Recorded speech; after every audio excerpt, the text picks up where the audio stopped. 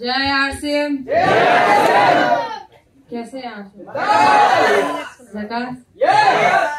मैं बहुत ओवरवेल्ड हूँ यहाँ पे आके। मैंने ना जिंदगी अभी तक काम करना चालू किया है आरसीएम में। अभी पापा के साथ ट्रैवल करना चालू किया है। बहुत कम बार होती है जहाँ पे मेरे को 360 डिग्री ऑडियंस होती है। 360 degree audience. So thank you so much. आपका बड़ा प्यार है।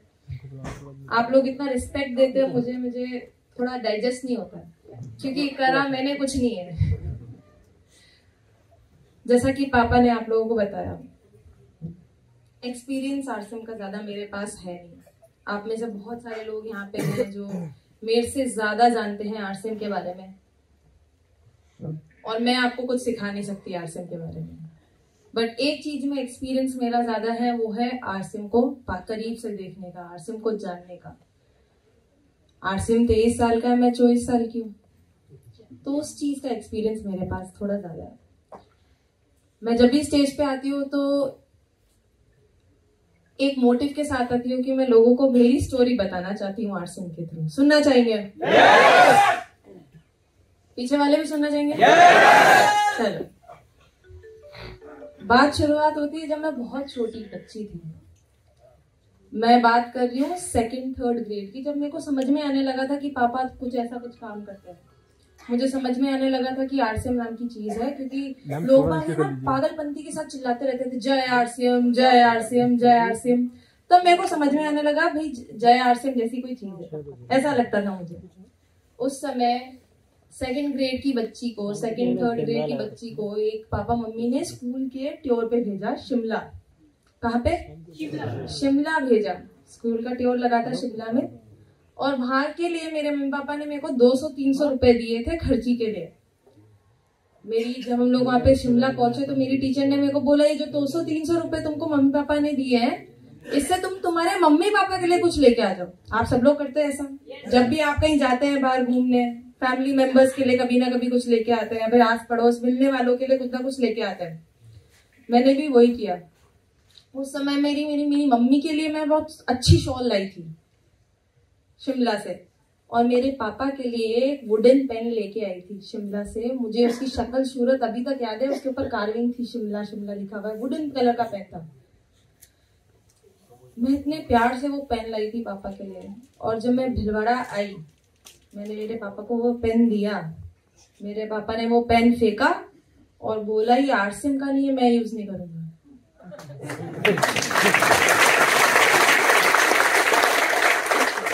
आप लोगों को बहुत अच्छा लग रहा होगा। वाह वाह मुकेश, क्या बात करती। आप लोगों को बहुत अच्छा लग रहा है, पर आप समझो मैं छोटी सी बच्ची थी। मैंने डिसाइड कर लिया था मुकेश कोठारी के लिए कभी जिंदगी में कुछ करना ही नहीं, कभी कुछ नहीं करूंगी। डिसाइड कर लिया था। मतलब जय आरसीएम क्या पागलपंती चढ़ी रहती थी एकदम, ये जय आरसीएम जय आरसीएम। एक बार क्या हुआ था, हम बहुत छोटे हुआ करते थे, पापा का कॉल टाइम, मीटिंग का कॉल टाइम था पूरी टीम का 8 बजे सुबह। कुछ लोग इतने पागल थे, 5:30 बजे हमारे घर पे आ गए सुबह। छोटे बच्चे को क्या है, मतलब उसको ज्यादा समझ में नहीं आता। मैं इरिटेट हो गई थी। मुझे लगा था यार ये पीछा छुड़े जो अच्छा। मेरे को समझ में नहीं आता। तो छोटे बच्चे को तो यही चाहिए, पीस शांति, मेरे को अपने आप में रहने दो। क्या होता था, लोग बाग आते थे आरसीएम की जब भी मीटिंग या फिर कुछ प्लान डिस्कशन वगैरह होता था, तो परेड मेरी और मेरी बहन की लगती थी। खाना हमको खिलाना, नाश्ता हमको देना, पानी हमको देना। परेड मैं परेशान हो गई थी। मैंने जिंदगी में डिसाइड कर लिया था कि कुछ भी कर लूंगी, आरसीएम नहीं करूंगी। कुछ भी कर लूंगी, आरसीएम तो टच भी नहीं करूंगी, आसपास भी नहीं जाऊंगी आरसीएम के। तो क्योंकि मुझे आरसीएम से इतनी नफरत थी, मैंने डिसाइड कर लिया था कि जिस चीज में मैं अच्छी हूँ उसके बारे में मैं पढ़ाई करूंगी और उसके अंदर जॉब लूंगी। सब लोग ऐसा सोचते हैं, सब लोग ऐसा करते हैं। आप लोग पहले उसके बारे में पढ़ाई करते हैं, जिस चीज में आप अच्छे हो, जिस चीज के अंदर आपकी क्यूरियोसिटी है, आप पढ़ते हो उसके बारे में, और फिर उसी के अंदर आप जॉब लेते हो। मैंने वही किया। मुझे हमेशा से लगता था कि मैं फैशन में अच्छी हूँ, फैशन की मार्केटिंग में काफी अच्छी हूँ। जैसा कि पापा आप लोगों ने बताया ना, डिजाइनिंग अलग है, मार्केटिंग अलग है। मुझे हमेशा से लगता था मैं मार्केटिंग में अच्छी हो सकती हूँ, फैशन की। तो मैंने फैशन मार्केटिंग का कोर्स किया एसडी पार्सन से। Parsons school of design world का नंबर 1 डिजाइन कॉलेज है। आप लोग सर्च करेंगे, आप लोगों को पता लगेगा। मैंने अपनी माँ से डिग्री ली। जब मेरी ग्रेजुएशन खत्म हो गई तब मेरे को 3 कंपनी से ऑफर था। 3 कंपनी से ऑफर था, उनमें से एक कंपनी थी रेन ड्रॉप मीडिया, जो कि फिल्म स्टार्स और फिल्म की पब्लिसिटी करती थी। अभी आप लोगों को लग रहा है इसने सेलिब्रिटीज के साथ काम किया है, बड़े बड़े सेलिब्रिटीज के साथ काम किया है। मैं भी इसी चीज को देख के बहुत ज्यादा पागल हो गई थी। मैंने सोचा उस समय कि यार सेलिब्रिटीज के साथ काम करना किसको अच्छा नहीं लगता है, किसको उनके साथ बैठ के बात करना, किसको उनके मोबाइल नंबर सारे फोन में रखना, उनके घर पे जाके उनके साथ उनकी मूवीज देखना, किसको अच्छा नहीं लगता। मुझे वो पार्ट बहुत अच्छा लगा और मैंने अपनी नौकरी उस सेक्टर में ले ली। शुरुआत के 6 महीने मुझे बहुत मजा आया, क्योंकि आपको समझाती हूँ, क्योंकि मैं फिल्म की पब्लिसिटी करती थी ना, तो जो फिल्म आज आप देख रहे हो वो मैं 6 महीने पहले फिल्म सेलिब्रिटी के साथ बैठ के ही देख लेती थी, या तो उनके घर में या फिर उनके स्टूडियोज में। ये मेरी लाइफस्टाइल हुआ करती थी, हर एक पार्टी में इनवाइट होना, क्योंकि जहाँ पे मीडिया का काम था, जहाँ पे मीडिया 24/7 चलता है, जहाँ पे मीडिया वहां पे मैं।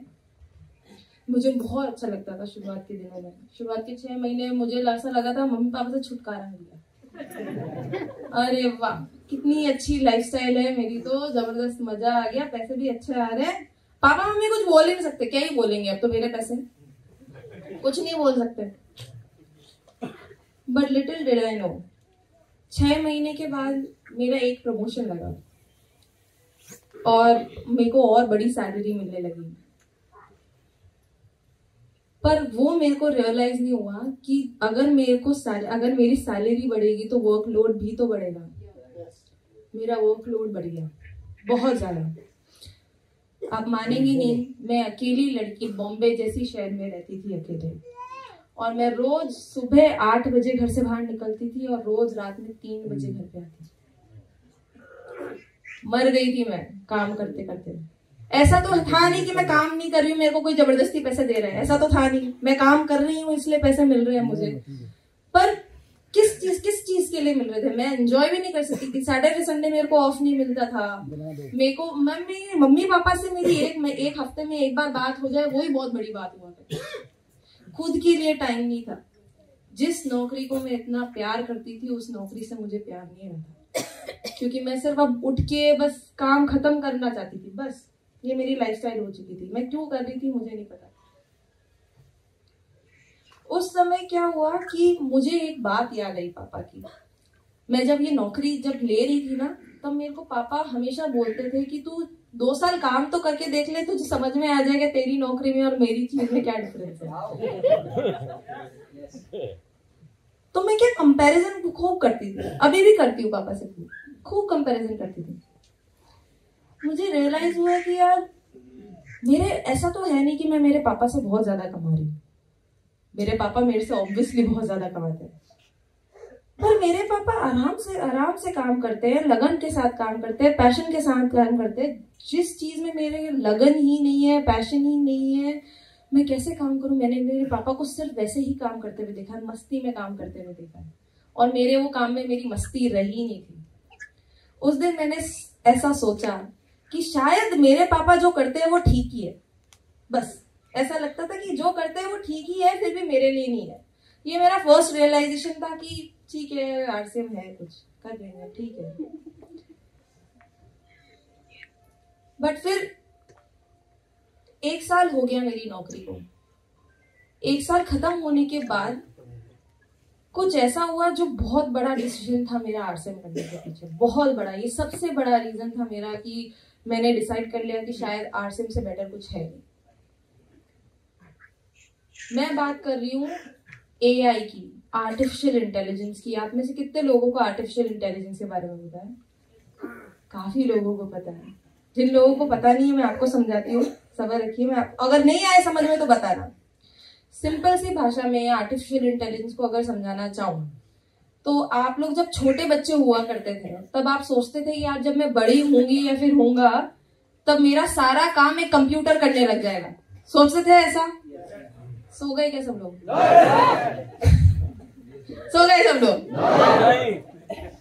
सोचते थे कि नहीं सोचते थे ऐसा कि कभी ना कभी कोई कंप्यूटर, जितनी भी सारी चीजें आज मैं कर सकता हूँ वो एक रोबोट करने लगेगा या फिर एक कंप्यूटर करने लगेगा। मेरी नौकरी में मेरे साथ ऐसा होने लग गया। विदिन 1 ईयर किसी को पता नहीं था कि चैट जीपीटी नाम की कोई चीज आ जाएगी, किसी को नहीं पता। चैट जीपीटी के अंदर क्या होता है, जैसे आप लोगों को पापा ने बताया ना, पब्लिसिटी में क्या जर्नलिस्ट के साथ भी काम करना होता है। तो कई बार फिल्म्स के ऊपर जब भी आप आर्टिकल पढ़ते हैं तो कई बार उनका पब्लिसिस्ट लिखता है, तो वो आर्टिकल्स मेरे को लिखने पड़ते थे।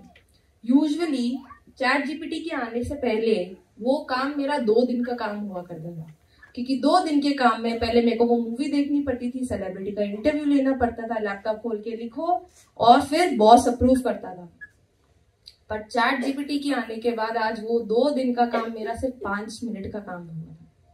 सिर्फ 5 मिनट में जो काम मेरे को 2 दिन लगते थे ना जिस काम में, वो 5 मिनट में हो जाता था, क्योंकि मैं कंप्यूटर को बोलती थी देख भाई ऐसा ऐसा है, ऐसा ऐसा लिखना है, इसके ऊपर एक आर्टिकल लिख दे। इतना अच्छा आर्टिकल लिखता था बॉस, एक ही बार में अप्रूव कर देता था, इतना अच्छा आर्टिकल। उस समय मेरे को रियलाइज हुआ कि ये तो मेरी नौकरी का सिर्फ एक पार्ट है जो एक कंप्यूटर कर सकता है।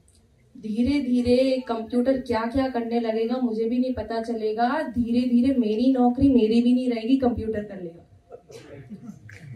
बट मैंने आपको बताया ना, पापा से कंपैरिजन करने की बहुत कोशिश थी, तो मैं पढ़ रही थी, बहुत ज्यादा इसके बारे में पढ़ रही थी। तब पता चला कि सिर्फ और सिर्फ डायरेक्ट सेलिंग ही ऐसा बिजनेस है जो कभी कोई कंप्यूटर आपके हाथ से ले ही नहीं सकता।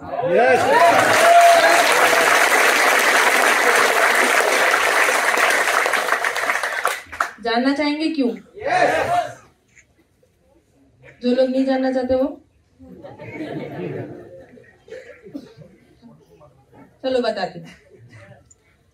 Direct selling at core, direct selling का मतलब ही ह्यूमन कनेक्शन से है। आप जब भी किसी इंसान से बात नहीं करोगे, ह्यूमन इमोशंस नहीं समझोगे, ह्यूमन इंटरेक्शन नहीं करोगे, जब भी किसी से बात नहीं करोगे तो डायरेक्ट सेलिंग हो ही नहीं सकती। आपने कभी किसी कंप्यूटर को बात करते हुए देखा है? तो कैसे कोई कंप्यूटर डायरेक्ट सेलिंग कर सकता है? हमें शुरुआत से सिखाया जाता है कि कंप्यूटर को सिर्फ 0 और 1 समझ में आता है। क्या? 0 और 1, वही कोड समझ के आज कंप्यूटर जो कुछ भी कर सकता है वो कर सकता है। पर कभी कोई कंप्यूटर ह्यूमन इमोशन समझ ही नहीं सकता। आपकी क्या प्रॉब्लम है, मेरी क्या प्रॉब्लम है, उसके अकॉर्डिंग मैं आपको एक प्रोडक्ट बताऊं, ऐसा कभी कोई कंप्यूटर कर ही नहीं सकता, क्योंकि कंप्यूटर को डेटा चाहिए रहता है, हिस्ट्री चाहिए रहती है, इमोशन नहीं समझ में आते कंप्यूटर को। जब मुझे ये चीज समझ में आई, मुझे लगा ये बहुत ज्यादा फ्यूचरिस्टिक है। मेरी नौकरी तो धीरे धीरे चली जाएगी, और मुझे पता है आज तो विदिन 1 ईयर एक कंप्यूटर मेरी नौकरी करने लगा है। धीरे धीरे क्या हो जाएगा पता नहीं चलेगा। अभी जैसे आप में से कितने लोग फार्मर्स हैं? यहाँ पे कोई फार्मर है? और क्या क्या ड्राइवर्स वगैरह हैं यहाँ पे? कुछ नौकरी करते हैं। तो जैसे आप लोगों को बताना चाहूंगी मैं, अगर आपको लग रहा है कि ड्राइविंग का बिजनेस कहाँ जा रहा है, कहीं नहीं जाएगा, कभी कोई कंप्यूटर कर ही नहीं पाएगा, पर कर रहा है ना। टेस्ला ने ऐसी गाड़ी बना दी है जो ऑटोमेटिक चलती है, किसी ह्यूमन की जरूरत नहीं होती है। फार्मर्स, अगर कोई फार्मर है तो उनको बताने में बहुत खुशी होगी कि ऐसे फार्म डेवलप्ड हो गए जहाँ पे रोबोट्स ही काम करते हैं, एक भी इंसान काम नहीं करता। वो रोबोट जाता है, एक बीम फेंकता है उसके ऊपर, प्लांट के ऊपर, पता लगा लेता है इसको क्या बीमारी है, पेस्टिसाइड की जरूरी है, कितना पानी की जरूरी है, फ्रूट निकालना है या नहीं निकालना है, सब कुछ पता कर लेता है। तो अभी शायद इंडिया में ये चेंज धीरे धीरे हो रहा है, बट विद इन 5 years ये चेंज बहुत ज्यादा तेज हो जाएगा। मेरे को ये जब चीज रियलाइज हुई, मुझे लगा कि आगे पीछे मुझे आरसीएम में कुछ ना कुछ तो करना पड़ेगा। मेरे पापा के पास बहुत सेट, मैं लकी हूँ कि मेरे पापा ने मेरे को एक सेट बिजनेस करके दिया है। आप भी वो अपने बच्चों के लिए चीज कर सकते हैं।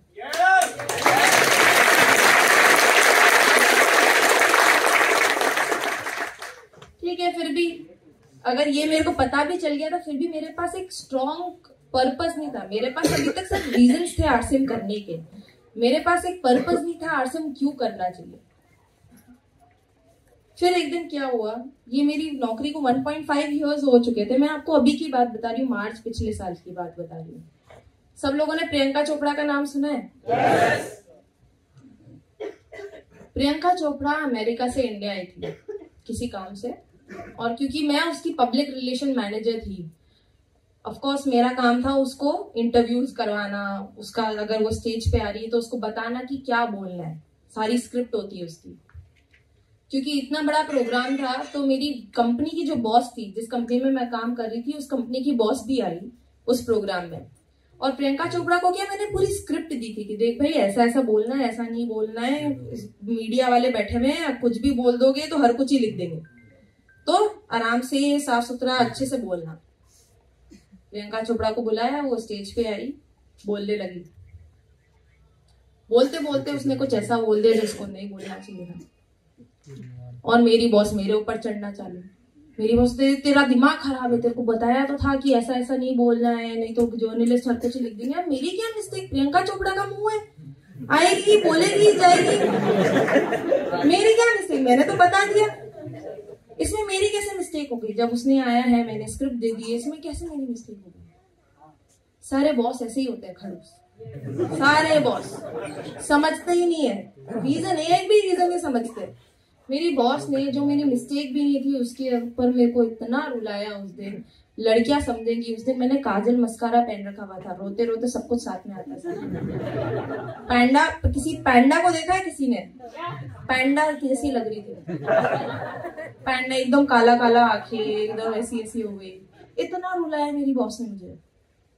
उसी दिन रात में 12 o'clock के पास मैंने पापा को फोन किया और मैंने पापा को बोला, पापा मैं क्यों कर रही हूँ ये नौकरी, मुझे बिल्कुल भी अच्छी नहीं लग रही है। एक मतलब मजदूर की तरह काम करवाए जाते हैं, रीजन भी नहीं समझते, मुझे बिल्कुल भी मजा नहीं आ रहा है, मैं किसके लिए कर रही हूँ ये नौकरी। आप मेरे को बताओ, अगर मैंने फ्यूचर में कभी डिसीजन बनाया आरसीएम करने का तो आप मेरा साथ दोगे? पापा ने बोला अभी के अभी नौकरी छोड़ा और आरसीएम चालू कर दे।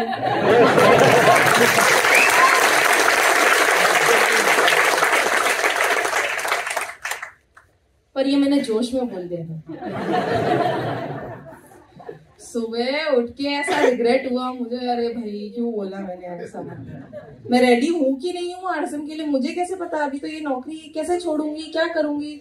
बट क्या है ना, पापा हमेशा फॉलो अप की बात करते हैं ना उनके सेमिनार में, उनकी बच्ची के साथ फॉलो अप करना चालू कर दिया था। मेरे को सुबह सुबह फोन आया वापस से पापा का, मैं जब ऑफिस की तरफ जा रही थी तब पापा का फोन आया। पापा ने बोला, अच्छा तूने बोला था तू आरसीएम करेगी, अब तू ऐसा कर, है ना 17 मार्च को मेरी नाला सुपारा में मीटिंग है, नाला सुपारा बॉम्बे में, मेरी नाला सुपारा में मीटिंग है, तू ऐसा कर तू मीटिंग में आ जा। आप में से बहुत सारे लोगों को भी यहाँ पे जबरदस्ती लाया गया, मुकेश कोठारी की खुद की बेटी को भी जबरदस्ती लाया गया। मेरी क्या छुट्टी नहीं रहती थी, सैटरडे संडे मेरी छुट्टी नहीं रहती, तो मैं बॉस को झूठ बोल के कैसे भी करके तो मैं पापा के साथ मीटिंग में चली गई। अब मैं मीटिंग में गई, दिमाग खराब होना चालू क्योंकि सब लोग जय आरसीएम चल रहे। इतना परेशान कर दिया। शुरुआत के 10 मिनट में मैंने डिसाइड कर लिया कि शायद मैंने बहुत जल्दी बोल दिया, कुछ गलत ही बोल दिया पापा को, अब मैं पीछा कैसे छुड़ूं। एक के बाद एक करके लोग बाग आए जा रहे हैं, आरसीएम क्यों करना चाहिए, बात कर रहे हो उसके बारे में। सब लोग आके यही बात बता रहे हैं, आरसीएम इज ग्रेट, आरसीएम करना चाहिए ये वो। पर मेरे को समझ में नहीं आ रहा था ये क्यों कर रहे हैं। मैं तो बड़ी हूँ आरसीएम के साथ, मैं तो बड़ी हुई हूँ, मेरे को तो आरसीएम का A to Z पता है क्या है बिजनेस में, समझ में नहीं आ रहा था। फिर एक फीमेल लीडर है, मैं सपना बाफना, आप में से लोगों ने सुना है किसी का नाम? उनका नाम सपना बाफना, बॉम्बे से काम करती है, मेनली वो वुमेन एम्पावरमेंट वगैरह के ऊपर काम करती है, आरसीएम में की सोल के ऊपर काम करती है। वो स्टेज पे आई और वो बताने लगी कि कैसे ये बिजनेस लड़कियों के लिए है, डायरेक्ट सेलिंग का बिजनेस एक लड़की से एक लड़की ने शुरुआत की थी। वो इन सब चीजों के बारे में बात कर रही थी और मैं उस समय ज्यादा सुन नहीं रही थी क्योंकि मेरे को ज्यादा इंटरेस्ट नहीं था कि क्या बोल रहे लोग, मैं ज्यादा सुन नहीं रही थी। जैसे आप लोग भी, कई लोग होंगे यहाँ पे ऐसे, मुझे ज्यादा इंटरेस्ट नहीं आ रहा था। फिर मीटिंग खत्म हो गई। मीटिंग खत्म होने के बाद बहुत सारी लड़कियां मेरी एज की मेरे पास आई और वो बताने लगे कि आपकी लाइफ कितनी अच्छी है, आपको तो कोई प्रॉब्लम ही नहीं आती होगी, कितनी अच्छी लाइफस्टाइल है, आप तो इतना सब कुछ कर सकते हो। उस मीटिंग के बाद मेरे को रियलाइज हुआ कि अब मेरे को चमका कि अगर मैं जैसी भी लड़की हूँ आज, जो भी कर सकती हूँ as a woman, as a लड़की, अगर आज मेरे मम्मी पापा मेरे को सोलो ट्रिप पे इंटरनेशनली भेज देते, वो सब किसकी वजह से मैं कर सकती हूँ? हमारी लाइफ में आरसीएम है, इसकी वजह से मैं ऐसा सब कुछ कर सकती हूँ।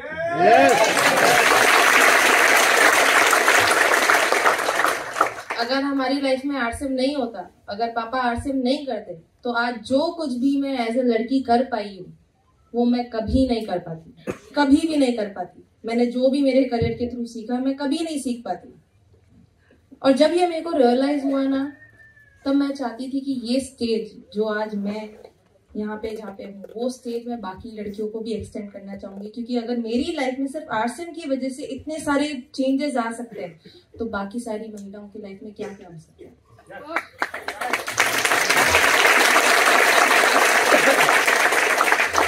जब मुझे ये चीज समझ में आई ना, मुझे पर्पस मिल गया था आरसीएम करने का।